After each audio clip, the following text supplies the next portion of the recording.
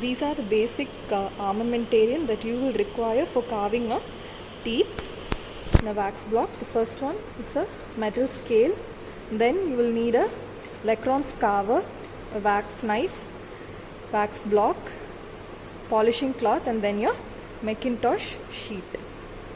In this video, we'll be seeing how to carve a maxillary central incisor. So before moving on to the carving, we'll now see what are the surfaces of a maxillary central incisor.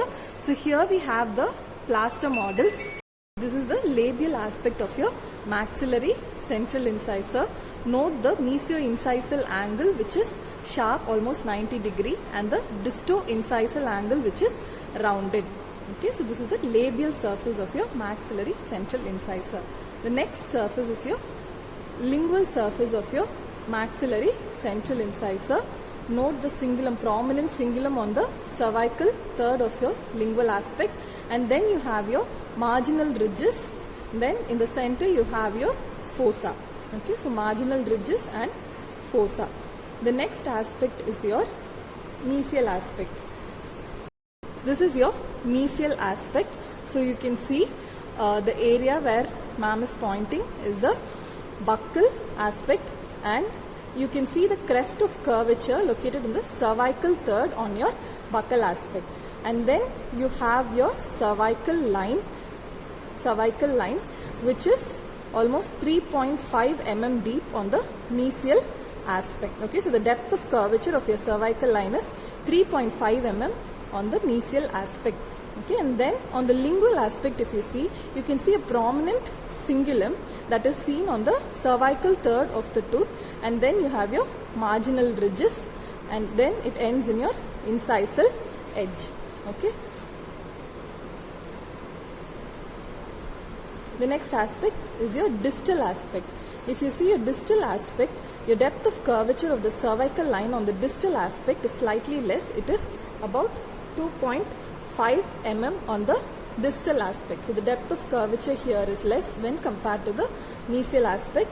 And again you have your crest of curvature located on the cervical third on the labial aspect of the tooth, and you have the cingulum, a prominent cingulum on the cervical third on your lingual aspect of the tooth. This is a natural tooth 1-1 and 2-1. So you will be carving your wax block according to the natural tooth dimensions. Okay, so the dimension maxillary central incisor, if you see, the length of the crown of your maxillary central incisor is about 10.5 mm. That is, the cervico-incisal length of your crown is 10.5 millimeters. And then the length of the root, if you see, it is about 13 millimeters. The mesio-distal dimension, that is from the mesial to the distal, the mesio-distal dimension of your crown at the contact point, if you see, it is about 8.5 millimeters. Okay, so the mesio-distal dimension at the contact point is about 8.5 millimeters. And the mesio-distal dimension of your crown at the cervical region, if you see, it is about 7 millimeter. So the mesio-distal dimension of the crown at the cervical region, if you see, it is around 7 millimeter. Next is the labiolingual width of the crown. The labiolingual width of the crown at the cervical aspect, it is about 7 millimeter. The labiolingual width of your crown at the cervical aspect, if you see, it is around 7 millimeter, and the labiolingual width of the crown is 6 millimeter. So the labiolingual width of the crown is 6 millimeter, and at the cervical region it is about 7 millimeter. Okay. Next is the depth of curvature. So the depth of curvature at the mesial aspect, if you see, so the depth of curvature at the mesial aspect is 3.5 millimeter. The depth of curvature of the mesial aspect is 3.5 millimeter, and the depth of curvature on the distal aspect, if you see, it is 2.5 millimeter. So the depth of curvature. These are the steps that you will follow while carving your maxillary central incisor. Each step we'll be showing you now. Okay. So the first step, what you have to do first is take the measurement of the crown, that is 10.5 mm, or you can just take 1 millimeter extra. Okay, so 10.5 millimeters, so you can take 11.5 and transfer those measurements to the wax block. Okay, so transfer those measurements to the wax block on all the four sides and mark a line. Okay, so that will be the length of the crown.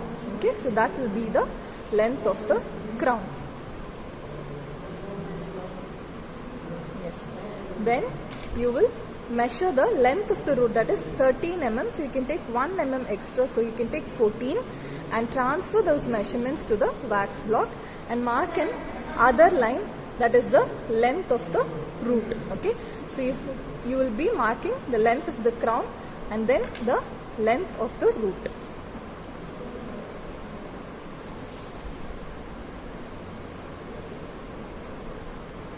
Yes. So the next step, you will be labeling the sides. Okay, so buccal or labial, and then mesial, palatal or lingual, and then distal. Okay, so you will be labeling the four sides: buccal or labial, mesial, lingual or palatal, and then your distal. Okay, so this is the first step. Okay, then what you will do is, you will take the mesio-distal dimension of the crown at the contact point. So that is 8.5 mm. So always when we carve, we can take 1 millimeter extra. Okay, and then transfer those measurements to the wax block. Okay, so take the mesio-distal dimension of the crown at the contact point 8.5 and transfer those measurements to the wax block. And then the next measurement will be the mesio-distal dimension at the cervical region, that is 7. Yes. So now you will join these 2 points. So if you see, can you see those 2 lines? Yes. So once you join these 2 lines, what you will do next is, so on both the buccal and the palatal aspect, you will be transferring the mesio-distal measurements. Okay, so if you have to carve the buccal and palatal aspect, you will be reducing on the mesial and the distal, that is on the proximal sides. Okay, so if you are going to carve the buccal and the palatal, you will be reducing from the mesial and the distal, that is your proximal sides. Okay, now we will be removing wax from the mesial and the distal aspects. Okay, so we will be reducing on both the mesial and the distal aspects by following the line. Can you see? Yes.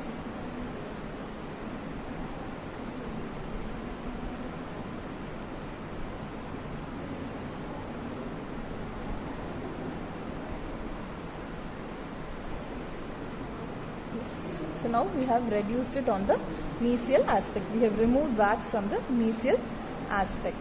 Same way we will be removing wax from the distal aspect too. Okay.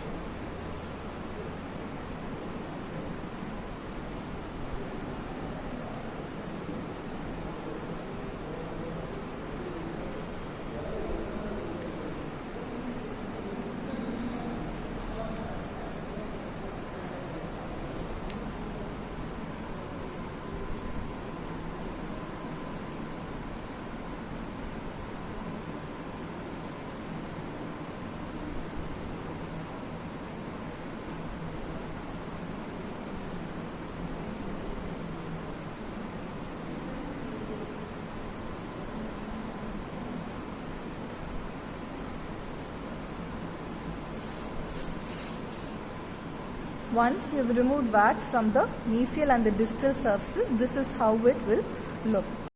Once you have removed wax from the proximal surface, the next step is you will be dividing your buccal or the labial aspect into thirds. Okay, so you will draw 2 lines and you will divide the buccal surface into thirds. So you have a cervical third, and then you have a middle third, and then the incisal third. So you will be dividing the buccal surface into thirds.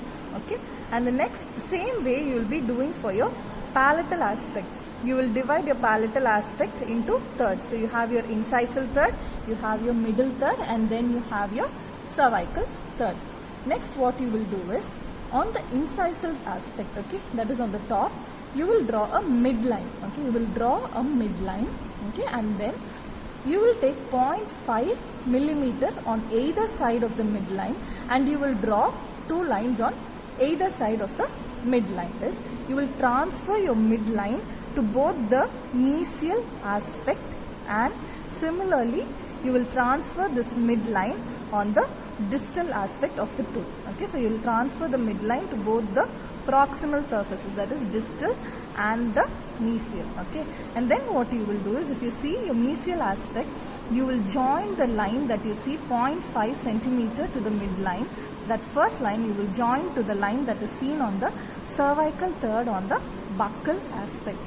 Similarly, you will join the line that is seen 0.5 millimeter from the midline on the palatal aspect. You will have to join that line with the line that is seen on the cervical third on the palatal aspect of your tooth. Okay, so this you will do both on the mesial side, and this will also be done on the distal aspect of the tooth. Okay, so to carve the proximal surface, that is both mesial and distal, you need to remove the wax from the buccal and the palatal aspect. So you can see this triangular aspect on the buccal side. So this area you have to remove. So your buccal surface, when you view from the mesial side, your buccal is convex. So to get that convex surface, you need to remove this triangle. So you will first carve on the buccal side. Okay, so you will remove this wax. This triangular portion has to be removed on the buccal aspect. Okay, in order to get the convexity that you see on the mesial surface.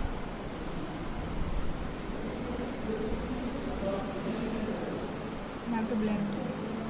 Once you have removed the wax from the buccal aspect, this is how your wax block will look. Okay, so what you have to do is, once you have carved the triangular portion, you have to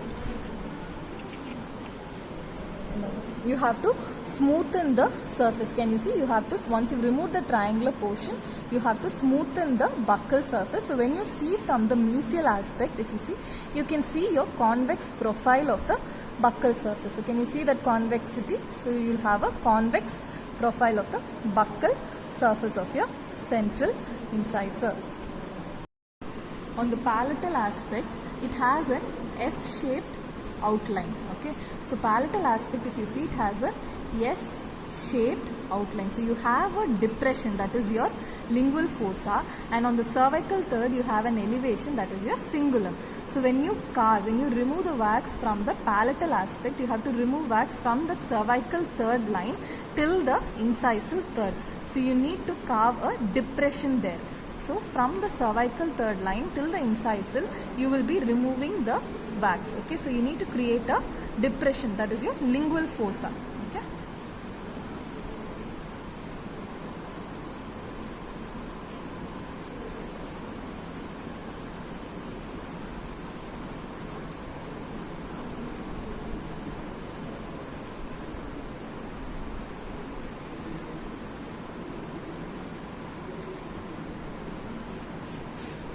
so once you have removed the triangular portion on the lingual aspect, when you view from the mesial aspect, this is how your wax block will look. So you have a S-shaped outline, a gentle S-shaped outline.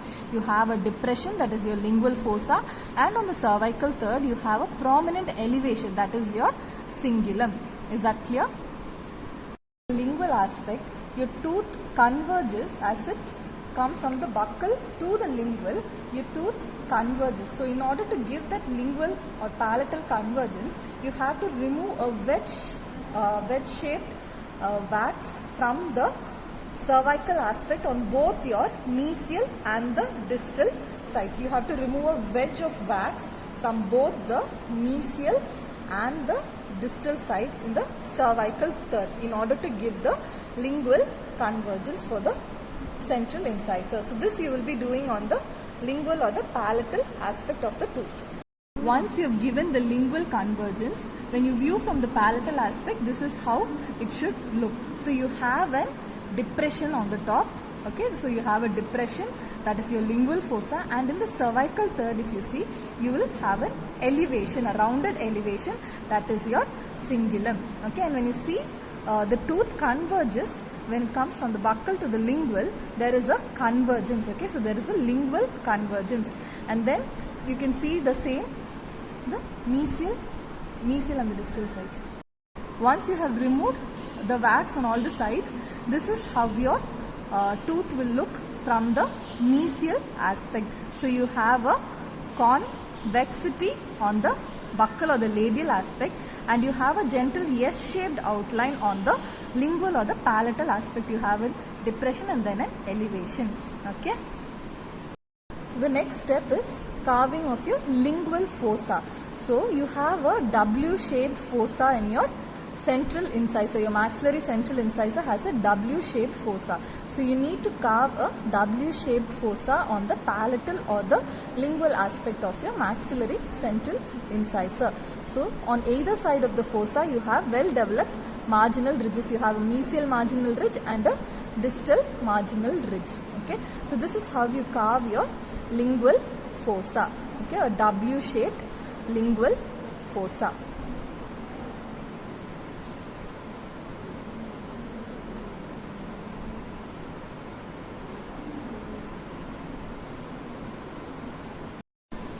From the buccal or the labial aspect, when you view it from the buccal or the labial aspect, if you see your mesio-incisal angle, it is sharp, okay, and your disto-incisal angle has to be rounded. So what you can do is, you can take your polishing cloth and rounded the edges. You can rounded the edges on the disto-incisal, rounded the edges on the disto-incisal side. Can you see this? You don't have to carve, you just can use a polishing cloth and rounded the edges on the disto-incisal side. So the disto-incisal angle is rounded, mesio-incisal angle is sharp. So now we have finished carving the crown of the maxillary central incisor. Next, what we will be doing is, once you have carved the crown of your maxillary central incisor, use a polishing cloth and polish the surfaces, okay. You have to polish the surfaces using a polishing cloth. So once you finish with the crown, you will draw the outline. So this is the outline of the crown, okay. So once you're done with the outline, you will draw the outline of your root, okay. You will draw a rough outline for the maxillary central incisor. It is a conical root which is tapering as it goes to the apical third, okay. You have a conical tapering root. So you will draw the outline of your root on the buccal and the palatal aspect, okay. So you draw a conical outline, and now you will reduce the wax from the buccal, mesial and the distal side. So you will reduce the wax on both the proximal surfaces in order to carve the buccal and the palatal outlines of your root, okay. So with this you will finish the outline carving of your root. So we drew the outline of the root on the buccal and the palatal aspect, and we removed wax from the mesial and the distal surfaces. Similarly, you will remove wax from both the buccal and the palatal aspect. So once you have removed wax on all the sides, so this is how your maxillary central incisor will look after final carving and polishing. So can you see on all the sides, okay. So on the lingual aspect, you can see a convergence of the tooth, and you can see a cingulum, you can see the fossa, and on the mesial side, you can see you can view both the labial and the palatal surfaces when you view from the mesial and the distal side, okay. So this is a finished tooth.